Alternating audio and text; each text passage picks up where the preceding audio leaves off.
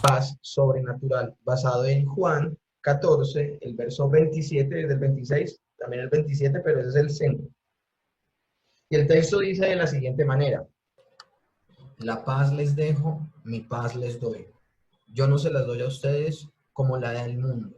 No se angustien ni se acobarden. Juan 14, 27. Y me llama a mí poderosamente la atención cuando el Señor le da esa promesa a sus discípulos, donde les dice que les deja la paz, y esa paz que Él da es su paz, y es una paz que no la da como el mundo la da, sino que ellos deben tener confianza y no deben tener miedo, no deben tener pánico. Esta no fue la primera oportunidad en la cual el Señor les hablaba de eso a los discípulos. Ellos ya habían vivido momentos de dificultad, ellos ya habían vivido momentos donde sintieron que su vida iba a terminar, en donde ellos iban a perecer. Y el Señor les había siempre dicho algo claramente, sobre todo en esas dos situaciones donde ellos estuvieron en una barca y estuvieron a punto de hundirse. En una de ellas estaba él durmiendo en la barca, en otra vino a ellos caminando sobre las aguas. Y la, la lección que el Señor les dio a ellos, profunda en ese momento, fue: no importa cuán fuerte es la tormenta, si Jesús está allí, podrá detenerlo. Ellos ya habían experimentado una vez cuando él estaba dormido, el Señor se levanta, calma la tempestad, enmudece los vientos, y hubo grande bonanza, dice la Escritura. En otra oportunidad los envía a pasar al otro lado, y luego en la tercera vigilia de la noche llega a ellos caminando sobre las aguas. En ambas oportunidades nos damos cuenta cómo Él es el Señor de los elementos y aún la creación se sujeta a Él. Pareciera que los discípulos tienen claro ya este concepto, pareciera que los discípulos ya tuvieran clara esta situación, pareciera que no hay necesidad de volvérselas a repetir, pero el Señor tiene que, al final de su ministerio, cuando estamos leyendo Juan, ya quiero volver nuevamente a Juan, cuando estamos leyendo en Juan 14, 27, estamos hablando del ministerio privado del Señor. El ministerio de Jesús tuvo dos frentes: uno público, donde le enseñó a todas las multitudes, y uno privado, donde le enseñó solo a sus discípulos. En esta oportunidad Él les está enseñando a ellos algo bien importante. ¿Y qué les está enseñando? Les está diciendo a ellos: no se turbe vuestro corazón, ni tengan miedo. Nosotros no podemos olvidar el contexto en el que se suscitan estas palabras y por qué el Señor las dice. El Señor es, en esta parte del Evangelio de Juan, está a punto de ser entregado para morir en la cruz. Los discípulos están en los momentos más vulnerables de su vida porque el Señor ya ha anunciado que Él va a morir. Su relación con Jesús está a punto de cambiar radicalmente. Pasarán de verlo todo el tiempo, que fue el ministerio de 3 años que estuvo con él de manera, con ellos de manera corporal, y ya esto va a cambiar, porque pasarán de verlo todo el tiempo, estando con ellos, pero sobre todo de manera física, a que él vaya a estar presente solo de forma espiritual.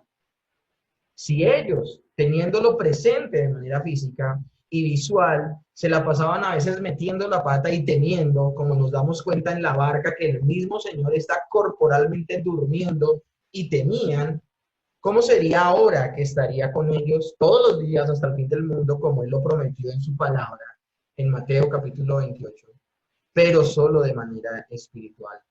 Es por eso que ellos están aterrados, es por eso que ellos tienen miedo. Y es lo que podría suceder también con cada uno de nosotros. Nosotros a veces somos muy dados, lastimosamente a necesitar que el Señor nos esté hablando permanentemente, que el Señor nos esté hablando permanentemente, pero también como ver situaciones que nos dejen ver claramente que Él está con nosotros. Pero a veces va a haber oportunidades donde sencillamente debemos, y va a ser más las veces que el Señor nos va a motivar sencillamente a creer, a descansar en su palabra, a descansar en sus promesas, que sencillamente Él tenga que tener una garantía de que todo el tiempo veamos cosas, veamos situaciones, y nuestra paz dependa más de las circunstancias a favor que tengamos, que no tener una paz que sobrepase todo entendimiento y que llegue aún a superar las mismas situaciones, una paz que no termine. A mí me llama la atención que los discípulos están turbados, tienen mucho miedo esa noche mientras el Señor les está diciendo que va a ser entregado. Esa vida que ellos han vivido durante 3 años va a cambiar radicalmente. Esa misma noche todos se van a escandalizar de él. Esa noche, la supuesta paz y tranquilidad que ellos buscaban al acercarse a Jesús va a desaparecer momentáneamente. Va a desaparecer momentáneamente. Y no porque los problemas vayan a ser solamente momentáneos, sino porque ellos en su proceso espiritual van a crecer y el Señor va a hacer una obra maravillosa en sus vidas que los llevará a no temer ni a amedrentarse. ¿Qué es lo que lleva el Señor también a cada uno de los creyentes? A que no tengamos esa fe inmadura que cree cuando las cosas salen bien y se va y toma alas y se evapora, se va volando cuando las cosas no salen bien. Y sobre todo, como dice el título del día de hoy de esta reflexión, una paz sobrenatural. La paz del creyente es una paz que sobrepasa las circunstancias, no es una paz que depende de las circunstancias. Al creyente el agua le puede llegar al cuello, las situaciones pueden ser adversas y muy difíciles, y el creyente, si está firme en el Señor, puede mantener completa paz. Pero esto lo van a tener que aprender los discípulos, como fue el caso, por ejemplo, de María Magdalena. Nosotros vemos en la Escritura que cuando el Señor resucita, María Magdalena lo primero que quiere hacer es abrazarlo y el Señor le impide que lo toque. Y el Señor le dice, no me toques porque aún no he subido al Padre. Pero luego lo que vemos es que el Señor Jesús, cuando se aparece en medio de los discípulos, de los 12, sí permite que ellos lo toquen. Les dice, mire, tóquenme y pálpenme, que soy carne y que soy hueso, que resucité no solamente de manera espiritual, sino también de manera corporal. Que el Señor resucitara de manera corporal era importantísimo porque el Señor Jesús es la primicia de la glorificación de todos los creyentes. Es decir, lo que le sucedió a él en la resurrección es por eso que su resurrección es diferente a la resurrección de Lázaro, a la resurrección de todos los que fueron resucitados en el Antiguo y también en el Nuevo Testamento durante el ministerio de Jesús y de los apóstoles. Porque esos resucitados fueron sencillamente que momentáneamente volvieron a la vida, pero finalmente, en el fin de sus días, como el Señor lo había decretado, otra vez murieron.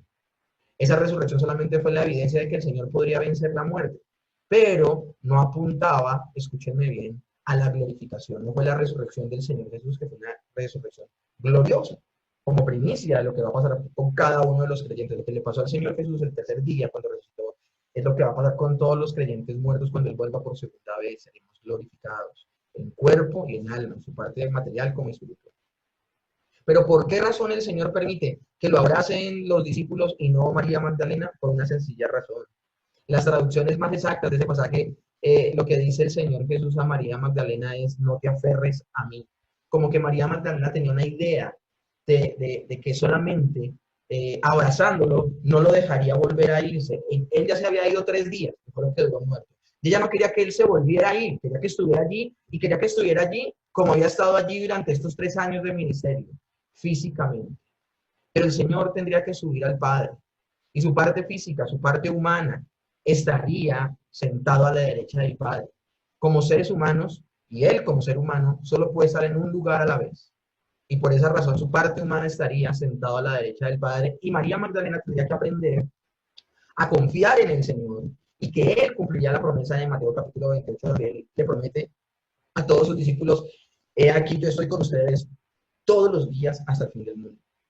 Pero ellos no iban a entender esto hasta que sucediera algo extraordinario. Y es precisamente la razón por la cual nosotros podemos tener paz en medio de la tormenta. El verso anterior al 27 dice así, Juan capítulo 14, verso 26, mas el Consolador, el Espíritu Santo, a quien el Padre enviará en mi nombre, Él os enseñará todas las cosas y os recordará todo lo que os he dicho.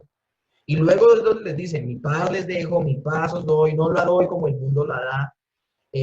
No estén angustiados, no se turbe su corazón, no tengan miedo, tengan paz. Esa paz que sobrepasa todo entendimiento viene cuando el Espíritu Santo está en nuestras vidas. Y esto es muy importante que nosotros lo entendamos. Esa paz no es la paz del mundo, es la paz de Dios. Ahora, esa paz viene con la presencia de Dios mismo de manera permanente en nuestras vidas. No es mi propósito querer dividir a Dios. Cuando una persona tiene la presencia permanente del Espíritu Santo, en él está el Padre, está el Hijo y está el Espíritu Santo. Está Dios completo habitando en el creyente. Y el creyente, por tener a Dios dentro de él, tiene paz. Ahora es importante que entendamos la diferencia entre la paz del mundo y la paz de Dios. Lo que te ofrece el mundo es temporal, pero lo que te ofrece Dios es eterno. La paz que las personas pueden sentir, terrenal, física, temporal, es una paz condicional. Es una paz que por ser temporal es incompleta. Es una paz que resulta finalmente siendo falsa y engañosa. Pero es una paz que a veces los creyentes buscamos, pensando que es la que Dios da. Y no, porque esa paz depende de que todas las cosas salgan bien. Y habrá momentos donde no todas las cosas salgan bien, pero nuestra confianza en el Señor debe permanecer fuerte, debe permanecer robusta, debe permanecer inconmovible. Dice el Salmo que los creyentes son como el monte de Sión, que no se mueve, sino que permanece para siempre. Por eso es que una de las grandes verdades de la verdadera fe es la perseverancia de los santos.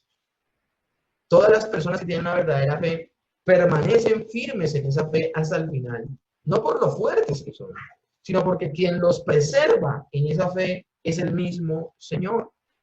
Y por eso es tan interesante lo que el Señor mismo a través del apóstol Pablo le dice a la iglesia de los filipenses en momentos difíciles.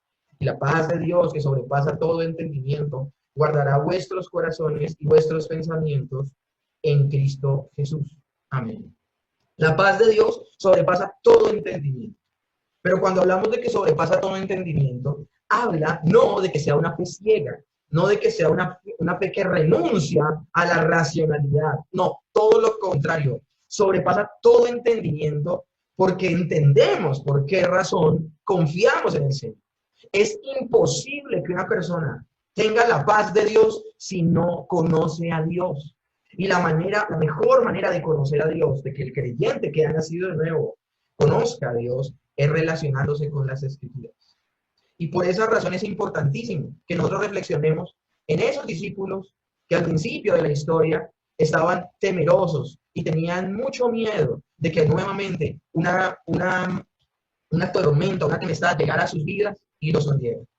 Ese día llegó, ese día inexorablemente llegó. El Señor Jesús fue arrestado, el Señor Jesús fue golpeado y fue martirizado, y el Señor Jesús finalmente fue muerto en una cruz. Y los discípulos tuvieron que vivir 3 días de agonía, de tristeza, de profundo dolor, pensando que había sido todo en vano. Y es por esta razón que la Biblia moja su pluma en la realidad humana. Y me llama poderosamente la atención que esto es lo que sucede. Podemos ver una radiografía de todos los discípulos con los 2 discípulos que van camino a Emaús. Estos 2 discípulos van camino a Emaús, y Emaús es un lugar conocido porque tiene aguas termales. Eso significa Emaús, lugar de aguas calientes. Es decir, que es un lugar de peregrinaje para que la gente tenga un tiempo de esparcimiento, de relax, de desestresarse. Ellos mismos con su conversación están mostrando lo terriblemente agobiados que están. Ellos van discutiendo todas las cosas que han sucedido, y ustedes saben la historia, el Señor Jesús aparece a su lado. Y miren lo interesante del asunto, porque el estado emocional de los discípulos va a cambiar tremendamente desde que están solos hasta cuando se encuentran con este desconocido y caminan por todo ese trayecto desde Jerusalén hasta Emaús, y su actitud emocional cambiará sin siquiera ellos enterarse que el que está a su lado es el Señor Jesucristo. Recuerden que los discípulos tenían miedo. María Magdalena es la muestra de que ellos no concebían tener paz sin tener físicamente a Jesús al lado. Estos 2 están ignorando que el que está a su lado es Jesús.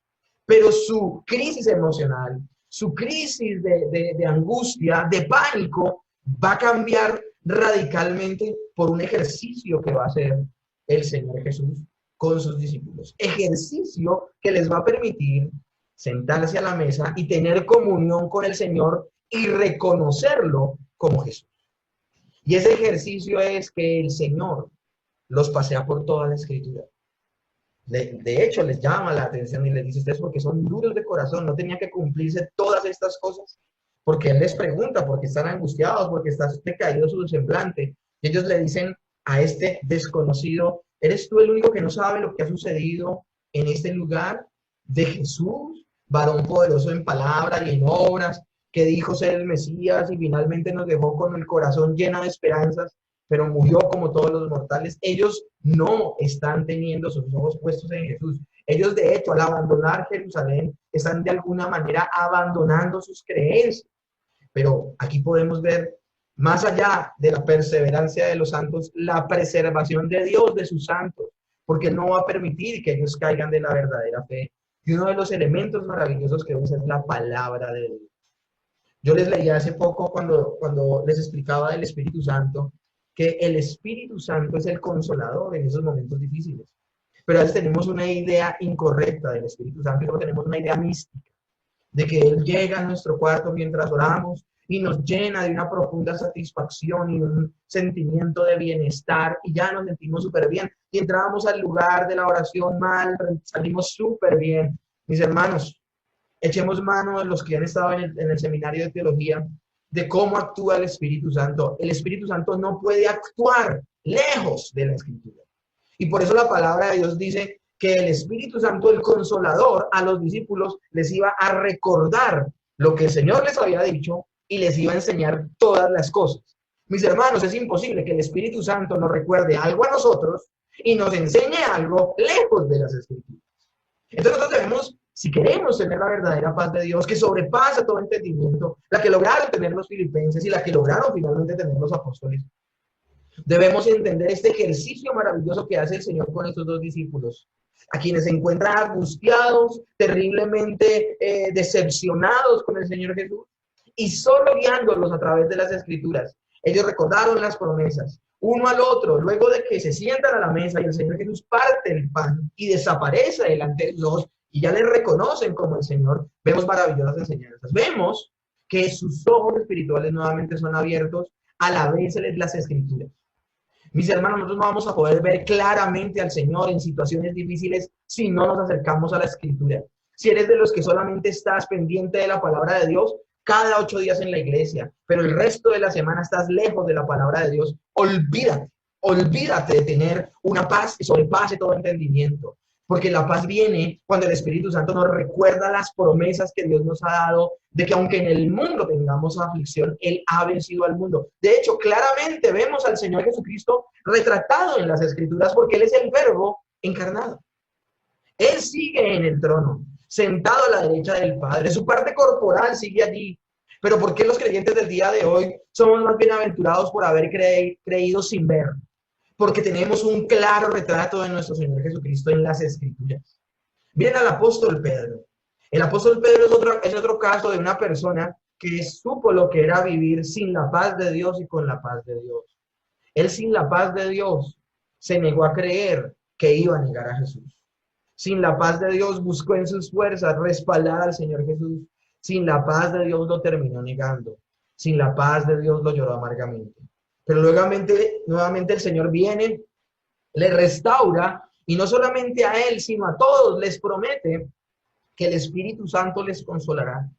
Y que luego de que el Espíritu Santo haya venido, ellos van a poder ser testigos. Y vemos el cambio también que se suscita en la vida del apóstol Pedro. El cobarde Pedro que negó al Señor 3 veces, es el Pedro que puede predicar con denuedo y valor en Jerusalén y 3.000 se convierten. Es el mismo Pedro que una vez, ya estando muy viejito, no la piensa 2 veces en entregar su vida y morir por el Señor. Y murió en paz. Cada uno de estos 12 apóstoles que murieron por el nombre de nuestro Señor Jesucristo, bueno, 11 porque el apóstol Juan muere de viejito en Patmos, pero cada uno de ellos, cuando estuvo enfrentando problemas muy difíciles por su fe, ya en esta oportunidad no temieron. Para ellos era una realidad el Consolador. El Espíritu Santo actuaba en sus vidas, recordándoles y enseñándoles la palabra, porque el Espíritu Santo se mueve a través de las Escrituras. Mis hermanos, es imposible que nosotros tengamos paz si no meditamos en la palabra de Dios. Esa es la enseñanza del día de hoy.